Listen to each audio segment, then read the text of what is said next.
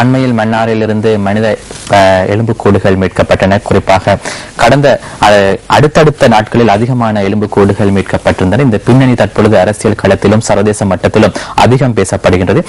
இதற்கான விசாரணைகள் சுயாதீன விசாரணைகள் அவசியம், சர்வதேச விசாரணை அவசியம் என்றுதான் வலியுறுத்தப்படுகின்றது.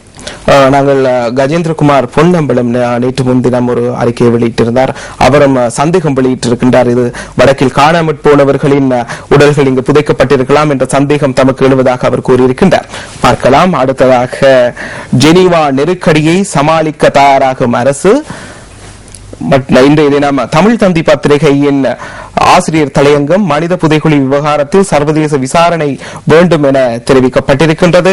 இவைதான் நேற்றைய தினம் தமிழ் தந்தி பத்திரிகையில் வந்திருந்த முக்கிய செய்திகள். அடுத்ததாக நாங்கள் இன்றைய தினம் வெளிவந்திருக்கும் தினகரன் நாங்கள் ஏற்கனவே பார்த்துவிட்டோம். சுடரொளி பத்திரிகைக்கு செல்லலாம். சுடரொளி பத்திரிகையின் இன்றைய பிரதான தலைப்புச் செய்தி, இறுதிக்கட்ட போர் தொடர்பில் சுயாதீன விசாரணை தேவை, உண்மையை கண்டறியுமாறு அமெரிக்கா மீண்டும் வலியுறுத்து என்ற செய்தி வந்திருக்கின்றது. நாம் ஏற்கனவே பார்த்த செய்தியை அடிப்படையாக வைத்த இந்த செய்தி வெளியாக இருக்கின்றது.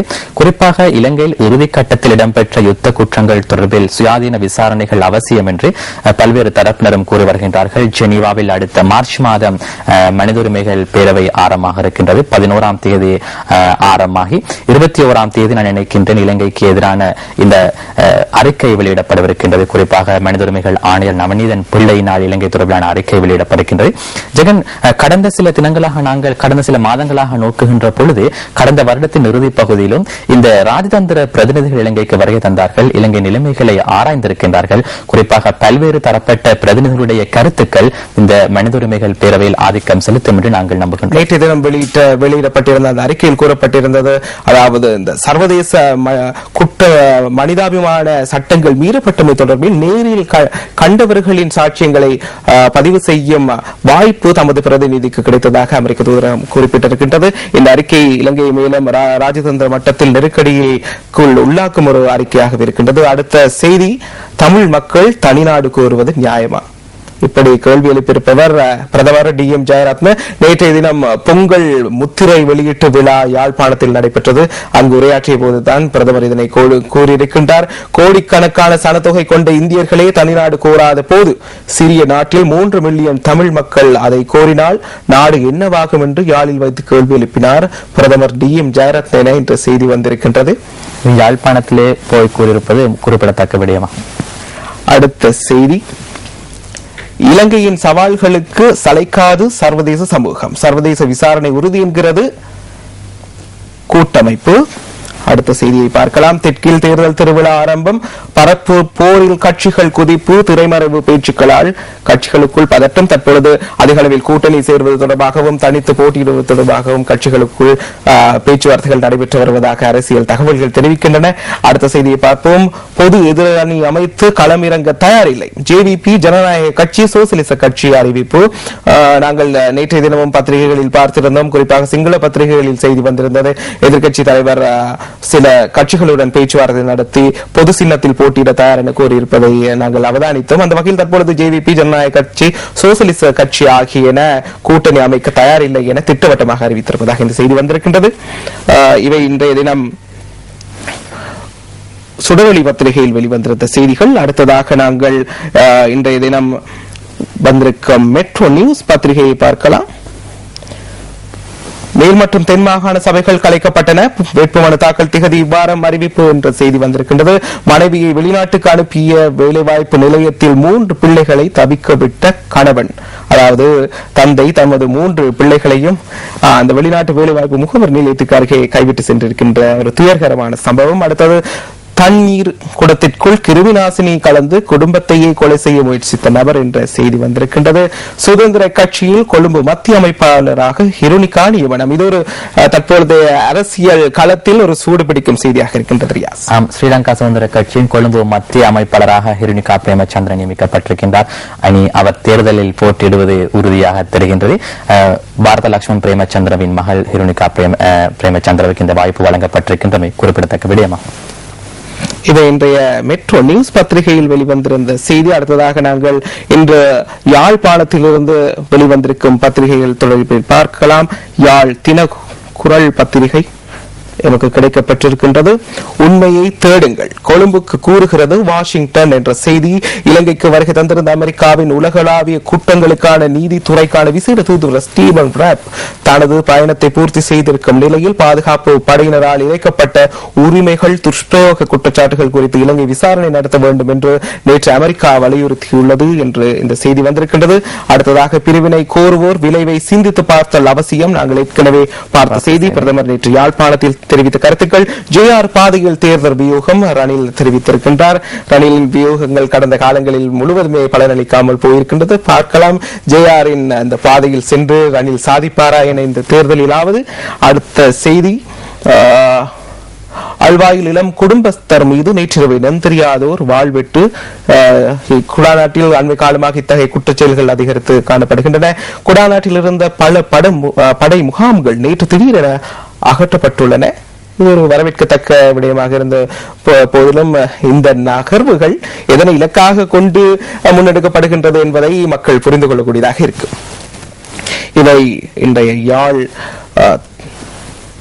குரல் பத்திரிகையில் வெளிவந்திருந்த செய்திகள். அடுத்ததாக நாங்கள் இன்று வெளிவந்திருந்த நாணயம் பத்திரிகையை பார்க்கலாம். இது முக்கியமான ஒரு பத்திரிகை ரியாஸ். தற்பொழுது நாங்கள் இலங்கையிலே தமிழ் மொழியில் வர்த்தகம் சார்ந்த தகவல்களை சுமந்து வரக்கூடிய ஒரு பத்திரிகையாக இருக்கின்றது. அந்த வகையில் இதன் பிரதான செய்தி, வடபகுதி விவசாயிகள் கடன் சுமைக்குள் சிக்கியுள்ளனர். வடமாகாண விவசாய அமைச்சர் தான் இப்படி கூறியிருக்கின்றார். குறிப்பாக வடக்கில் பொருளாதாரத்தை தற்பொழுது வளமைக்கு திரும்பிக் கொண்டிருக்கிற நிலைமையில் வடக்கில் ராணுவம் தற்பொழுது விவசாய நடவடிக்கையில் ஈடுபடுகின்றது. குறிப்பாக யுத்தத்தால் பாதிக்கப்பட்ட விவசாயிகள் தமது வாழ்வாதாரத்தை மேம்படுத்துவதற்கு முயற்சி செய்கின்றார்கள். ஆனால் அந்த இடத்தினை ராணுவம் தற்பொழுது பிடித்துக் கொண்டிருக்கின்றது. எனவே தமது பகுதி மக்களுக்கான வாய்ப்பை வழங்கினார். வலிகாமம் வடக்கிலே 6000க்கும் மேற்பட்ட ஏக்கர் காணி, மக்களுக்கு சொந்தமான காணி ராணுவத்தின் கட்டுப்பாட்டுக்குள் இருக்கின்றது. அங்கு விவசாயம் செய்து கொண்டு வரப்படுகின்ற உற்பத்திகள் காரணமாக யாழ் மாவட்ட விவசாயிகள் பாதிக்கப்படுவதாகத்தான் அமைச்சர் தெரிவித்திருக்கின்றார். அடுத்த செய்தியை பார்க்கலாம். தங்கத்தின் விலை வீழ்ச்சியால் பிரதேச அபிவிருத்தி வங்கிகளின் இலாபத்தில் பின்னடைவு. இவை இன்றைய தினம் நாணயம் பத்திரிகையில் வெளிவந்த செய்திகள். அடுத்ததாக நாங்கள் இன்றைய தினம் வெளிவந்திருக்கும் சிங்கள பத்திரிகையில் தலைப்புச் செய்திகளை பார்த்து விடலாம். அது பத்திரிகையில் இன்றைய தலைப்புச் செய்தி, இந்திய දීවරයන් නිදහස් කිරීමට නම් සියලු ශ්‍රී ලාංකික දීවරයන් නිදහස් කළ යුතුයි. දීවර හා ජලද සම්පත් අමාත්‍ය රාජිත සේනාරත්න තමිල්නාඩු මෙන්ම ආන්ධ්‍ර ප්‍රාන්තයේත් ශ්‍රී ලාංකික දීවරයන් අත්අඩංගුවේ පසුවනවා. දීවර ගැටලු විසඳීමට තීරණාත්මක සාකච්ඡාවක් හෙට ආරම්භ වෙනවා. நாளை தினம் அமைச்சர் ராஜித சேனாரத்ன தலைமையிலான குழுவினர் புதுடில்லிக்கு சென்று அங்கு இந்திய அதிகாரிகளுடன் பேச்சுவார்த்தை நடத்தவிருப்பதாகத்தான் இந்த செய்தி வந்திருக்கின்றது.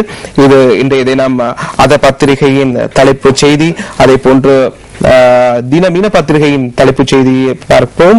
பஸ்நாහිර දකුණු පළාත් සභා විසුරුවයි, නැතිවර මහලේකම් කාර්යාලය ප්‍රකාශ කරයි என்ற செய்தி வந்திருக்கின்றது. நாங்கள் ஏற்கனவே பார்த்த செய்தி அதுவும். அடுத்ததாக திவையின பத்திரிகையின் செய்தி, දකුණ බස්නාහිර ඡන්දේ මාර්තු අග සති දෙකක් තුළ නාම යෝජනා කැඳවයි என்ற செய்தி வந்திருக்கின்றது. ஹிருமிகா ஸ்ரீலங்கா நிதஹாஸ் பக்ஷே மதகொழும்பு சங்விதாயக. இங்கு ஒரு வித்தியாசமான புகைப்படம் வந்திருக்கின்றது. ஜனாதிபதி விளையாட்டில் ஈடுபடுவதை போன்ற ஒரு புகைப்படம். ஜனாதிபதி பரண பாசல்ட்டு கிஹின் என்ற தலைப்பில் தான் இந்த செய்தி வந்திருக்கின்றது. அடுத்ததாக லக்பிம பத்திரிகையை பார்க்கலாம். දකුණේ කුඩල්ලු පොලිස් ඒකකයේ විසිරවන තැතක් குடு மெடலன் நிலதாரின் இவாத் கரான்னு குமாந்திரணியா. தற்பொழுது பரவலாக சுமத்தப்படுகின்ற குற்றச்சாட்டு, அரசியல்வாதிகள் போதைப் பொருளை கொண்டு வருகின்றார்கள், அதனை விநியோகிப்பவர்கள் போலீசார் அதனை விநியோகிப்பதில் ஈடுபடுவதாக குற்றச்சாட்டுகள் முன்வைக்கப்படுகின்றன.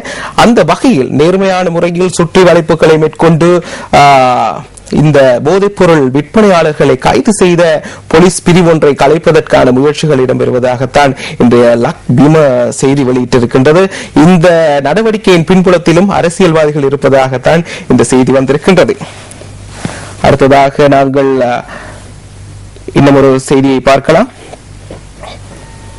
නිදන් හැරු සාගර සරසවි සිසු 5 දිනක් රිමාන්ඩ් අම්බන්ගං රක්ෂිතේදී කොටුවෙති. தற்பொழுது பல்கலைக்கழக மாணவர்களும் புதையல் அகழ்வுக்கு முயற்சித்து கைது செய்யப்பட்டிருக்கின்றார்கள். இந்த செய்தி சற்று சிந்திக்க வைக்கின்றது. தற்பொழுது பல்கலைக்கழக மாணவர்கள் கூட இத்தகைய சட்டவிரோதமான செயற்பாடுகளில் கடந்த காலங்களிலும் பல்வேறு சர்ச்சைகளுக்குள் சிக்கியிருந்தார்கள். அந்த வகையில் தற்பொழுது இந்த செய்தி மிகவும் வேதனை அளிக்கும் ஒரு செய்தியாக இருக்கின்றது. பல்கலைக்கழக மாணவர்கள், எதிர்கால நாட்டின் தலைவர்கள் இத்தகைய செயல்களில் ஈடுபடுவது அனுமதிக்க முடியாத விடயமாக இருக்கின்றது. இவைதான் இன்றைய தினம் எமக்கு கிடைக்கப்பட்டிருந்த செய்திகள். இது தொடர்பான விரிவான தகவல்களை எம்முடன் இணைந்து பகிர்ந்து கொண்ட ரியாஸ், உங்களுக்கு எமது நன்றிகள். அதே போன்ற நேயர்களே, மீண்டும் ஒரு பிரஸ் ரிலீஸ் நிகழ்ச்சியில் உங்கள் அனைவரையும் சந்திக்கும் வரை நன்றி கூறி விடைபெறுகின்றோம். வணக்கம்.